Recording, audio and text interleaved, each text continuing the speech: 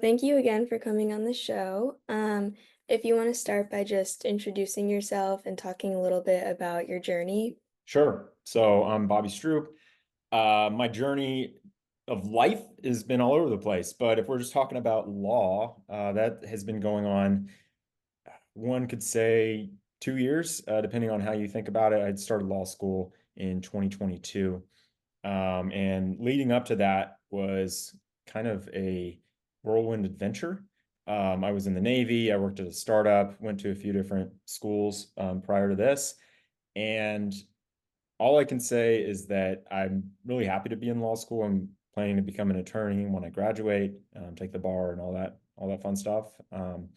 But yeah, there's a lot of things that have happened in my past. I'm happy to address any particular questions. Yeah, But it's really cool. How did you get to law after all of that? so it was kind of a series of affirming events, I'll call it. I knew when I grew up, or as I was growing up, I had no interest in practicing law, or at least I liked the logical reasoning, argumentative aspect of it. That's interesting to me, but sitting at a desk working on a computer was not intriguing to me whatsoever. Mhm. It seemed kind of like that's fine, but I wanted to go do something else. So Yeah. I pursued a career in the Navy, went off to the Naval Academy, studied systems engineering because I knew that way I wouldn't have to write papers or do a bunch of reading, and which is completely opposite of law. Yeah. And it kind of just through, as I said, a series of events, I ended up where I am. So, senior year at Navy, everybody has to take a class called like Uniform Code of Military Justice. So you take a class on law in the military, and I got to do a mock trial of sorts where I represented the defendant, ended up winning in class. So I was like, oh, this is kind of cool. But I was like, that was an interesting experience, whatever. Went to grad school, took another class called sports law. And that was really interesting. And I thought maybe a second career as a lawyer after my time in the Navy. Um, but I didn't really put too much stock in that because I was really focused on the career in the Navy that I Hmm. was pursuing. Um, and then I ended up having an injury, just a personal injury that redirected my Navy career. In fact, ended my Navy career. Um, that made me start thinking about what other options I had. And I knew I was kind of interested in law. I liked the logic stuff. So I prepped for the LSAT, studied for that, took the test just as kind of like a backup almost of, hey, I have this Hmm. in my back pocket if it's something I want to pursue. Um, but I also didn't want to jump right back into school after getting out of the military, after having gone to a few different schools, because I knew that school was like the safe option, right? Like it's a very, it's hard, like you're working hard, you're reading, you're doing whatever, but it's still a pretty straightforward process. It's like if you get in, you go and then you just go to class, you do your homework, you do the tests. Okay. Next year, you go to class, you do your homework, you read, do the tests. Okay. And you progress. Um, and I wanted to make sure I wasn't pursuing that simply because it felt safe. Hmm. Um, but reflecting on my time in the Navy, even some of the experiences I had working at a startup, I saw that law really was everywhere. I saw that even in a non-law role in the Navy in operations and then in startup as a business analyst, I saw that law really matters. It kind of sets the parameters for organizational decisions, whether that's a business or the government or individuals. So I knew I wanted to understand that process that works in so many different ways in the world. So I went ahead and applied to law school, and then the rest is history. Yeah, that's really cool. And how would you say like your experience in the Navy and like at working at the startup, how has that influenced law school so far? How you think about law? You mentioned how it like just solidified the idea that like law is everywhere, but how else do you think that's impacted you? Yeah, in a lot of different ways. So let's talk about the Navy for a second. Hmm. Um, the Navy showed me law in both a personal capacity and in a professional capacity. So in the professional capacity, I was serving at this duty station called EOD Group 1 out in San Diego during the pandemic. I started there November 2019 and then left in June of 2021. So pretty much like peak pandemic, from start Yeah. to I don't know if I'd say finish, but for a lot of big bulk of the pandemic, Mhm.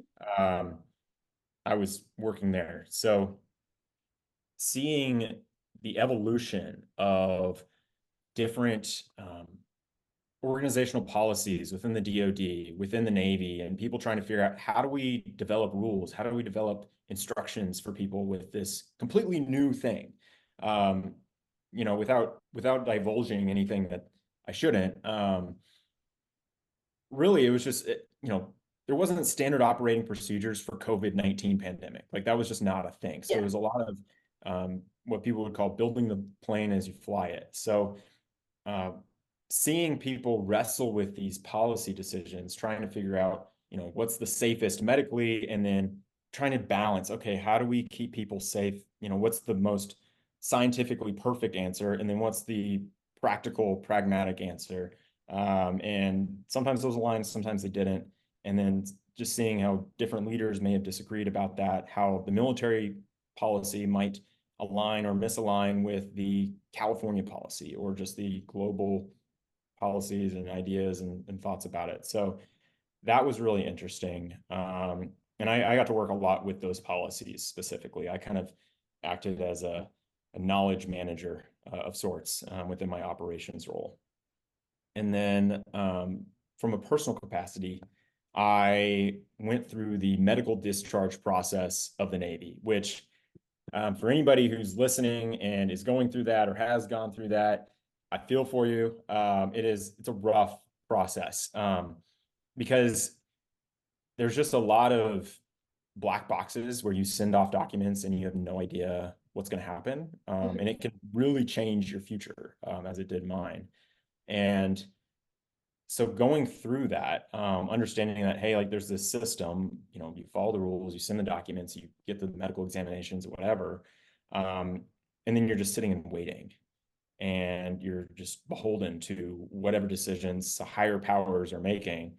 Um, it made me really appreciate that policies and transparency and um, having a system that works for individuals, not just theoretically, oh, this is good for the military, this is good for the Navy, like making sure people feel supported through legal processes. And I would call that a legal process. Um, that became really important to me. And so both from the kind of the professional operations side and this personal challenge that I dealt with, I saw that, as I said before, law really affects a lot of different parts of life. Yeah, definitely. And you said this is your final year of law school? That's right. How's that been going? So I start classes on Monday, or I guess Tuesday after Labor Day. Okay. And I'm looking forward to it. I've got some fun classes lined up, a lot of great professors and just different groups that I'm involved with. Um, Now, I personally have taken I'm not sure if I would call it a jack of all trades approach, but definitely I like to pursue a lot of different Yeah. interests. Mhm. Some people are more on the hyper specialization side, and they're saying, I want to be the best person ever in healthcare law, for example. And the only classes I'm going to take are going to be relevant to that. And I've taken those classes, but I've also taken some business classes and some other policy classes and things like that. So I've got more of those. I've got more of those classes lined up for this year that I'm looking forward to participating in some clinics to provide pro bono legal services to some different people. So um, just a lot of exciting things happening. That's awesome. And you said you're interested in healthcare law? I like healthcare law.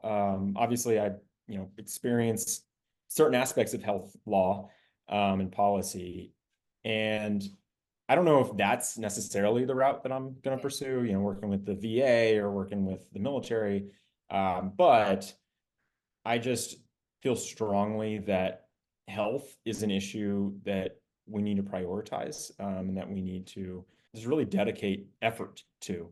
Yeah, And it's, I think, even though we certainly as a country put a lot of money into healthcare, I still feel like it's underappreciated and just how much it can impact people's lives. And policy is a part of that picture.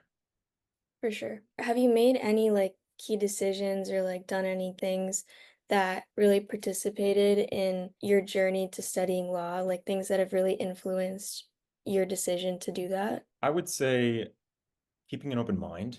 Hmm. Uh, I've always been kind of a curious guy, looking at, reading up on different things that are not necessarily relevant to whatever I'm doing exactly at the moment.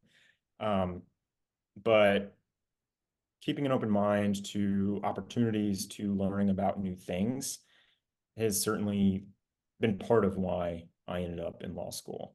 Hmm. And what about like specific skills you think are important to becoming a lawyer? And like, how do you think other people can develop them, or how have you developed them? Sure. So, I mean, obviously, I'm not a practicing lawyer, so maybe I'll get out in the real world and completely change my mind. But from the experience that I have, I would say there's two different types of skills, really, that you're thinking about, maybe with any profession, but certainly with law. And that's these hard skills and soft skills. The hard skills are these technical understanding of the details of how law works, and the big picture of how everything works together, and being able to make sure you're citing the right statute or regulation and interpreting it correctly, or drafting up a contract for your client in an effective way. A lot of different technical aspects that you learn in law school, and then even more so learn on the job. Um, but then the soft skills are at least as important, if not more important. And that's just really understanding people, Mhm. being able to not only um, understand, hey, this is the right answer, this is the perfect answer, but kind of back to the COVID-19 thing, like, hey, yeah, sure, there may be a scientifically perfect answer, but that's not always going to be practical. And so being able to communicate with your client, or think about it from a policy perspective or whatever type of attorney you're becoming, it's important to understand the human impact of law and the even just what your client wants, right? Like you might have an idea of what you think is best, but maybe your client has different priorities. Yeah. And it's a very client-driven profession. So maybe to answer your question on how do you develop those skills, um, the technical skills, I mean, critical thinking, reading and writing skills, those are things certainly you can practice that hopefully you're starting even in high school or earlier. Um, but the specifics of law, like don't go out to a law book and try to start memorizing a bunch of law like that. Law students don't even really do that in a way. Maybe for some exams and things, but really it's about understanding the connections. And so, like, don't worry about those super hard technical skills just yet. Maybe just the fundamentals, whether, like things like Steph Curry, right? He gets really good at dribbling. He's not worrying at an early stage in his career about the specific plays because those aren't even drawn up yet. Mhm. But he gets the fundamentals down really well. And so, there's this like clip, I don't know if you've seen, where he's dribbling on the basketball court, and he notices a dead spot in the court, and he I do. immediately knows it's the court's fault. Yeah, you know what I'm talking about. Yeah. So it's like, because he has the fundamentals down pat, he can know that. He can be really confident. And so the fundamentals of reading and writing and logical reasoning, if you have those down pat, you can apply them to a new context, whether that's law or anywhere else, and start to see when things don't line up. And that'll serve you really well. The people thing, if you one, maybe just become a better listener. A lot of what you're doing right now is a great way to build these people skills, because interviewing people, asking questions, and genuinely listening um, just makes such an impact on being able to understand how to communicate on your own. And so really, these are just building blocks, right? And hopefully as a profession, right, if this is what you pursue, you're continuing to sharpen those skills even after law school, even if you've been an attorney for 5, 10, 15 years. And then if you end up not pursuing law, right, because it's like hey, I'm in high school or maybe even earlier, and I'm thinking about law. What should I start doing? Um, my personal philosophy on that is develop skills and invest in yourself in ways that are going to pay off, even if your original goal doesn't Mhm. turn out the way you thought. Yeah. And so critical thinking, reasoning, reading and writing, like those are going to be useful pretty much everywhere. They're very useful in law, but they're useful even in engineering or even in other areas that are not specific to the legal field. And so you can't go wrong getting better at those. Definitely. And now that you're going into like your final year of law school, do you have in mind like specific like challenges and like the most challenging parts versus the most rewarding parts of studying law? Hmm. Um, those might be one and the same, the challenging and rewarding, because it's kind of there's a correlated aspect of it. Um, I think this is certainly true during 1L. Your first year of law school, when you have no idea what's going on, you have to learn how to read again, which is wild. But you're given a case and they're like, oh, this is 10 pages. You're like, oh, easy. And then you start reading it and you're like, whoa. Um, I think, I don't remember what book described it as trying to stir concrete with your eyelashes. It's just a very tedious task, especially when you have no idea what you're reading and you have no context for what you're reading. So, uh, being able to develop that skill is a challenging task, something that just takes a lot of hours. But it's also really rewarding because then before you know it, you start reading a case and you understand the structure of the opinion, and you're like, oh yeah, the judge is going to talk about these things at the beginning, the civil procedure aspects, and then later they'll dive into the substance, and then they'll start talking about their own opinion on how to interpret this issue. Um, and picking up those different skills is really rewarding because you're like, oh yeah, like those hundreds of hours that I've spent in my textbook actually do pay off, and I wasn't just staring at a page for no reason. Yeah, I bet. And how would you say law school has influenced your perspective on law? Oh man, that's a tough question. I think if I had to boil it down to one thing, it would just be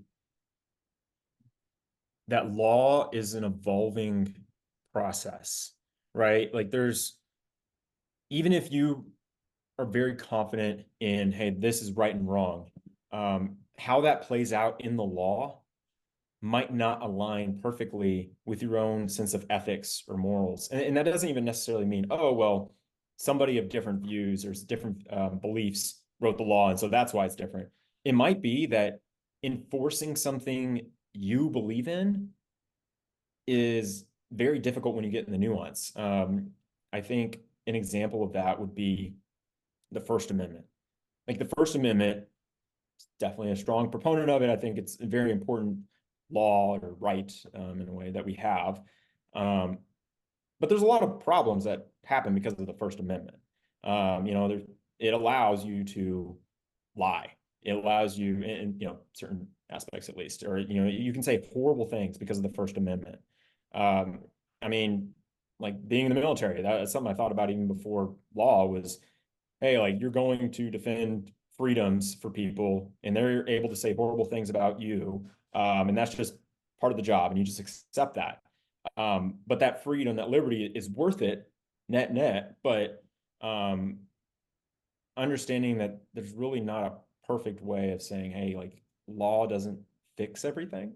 It just becomes even more evident as you study it. And so there's also maybe just to not be totally pessimistic, there's also a lot of really great ways that law does fix problems or could fix problems. And so being able to identify those scenarios and say, oh, hey, here's something that maybe we can do to make things right is just frankly, it's an exciting thing because it's like, hey, like this system's broken, but there might be a solution. I'm going to work with people to figure out how we get there.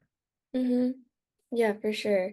And kind of building off of that, what advice would you give to a high schooler that's considering like a career or considering studying in something law related? So I would say for undergrad, what you study is not going to determine whether you can or can't go to law school. Mhm. Because, as I said, I studied systems engineering because I did not want to write papers. Yeah. And I didn't want to read a bunch. And now I'm in law school.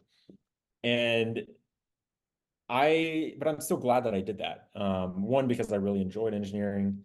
Two, because I enjoyed engineering, I was able to get a better GPA. I think it's hard to study really hard if you don't like the subject. And so if you're like, I really want to go to XYZ law school, and it's a competitive law school, like study Mhm. and get good grades and do what's going to help you get good grades. And so don't feel like, oh, I have to study political science or I have to be a pre-law major to go to law school. There's plenty of people who do that, or plenty of philosophy majors as well.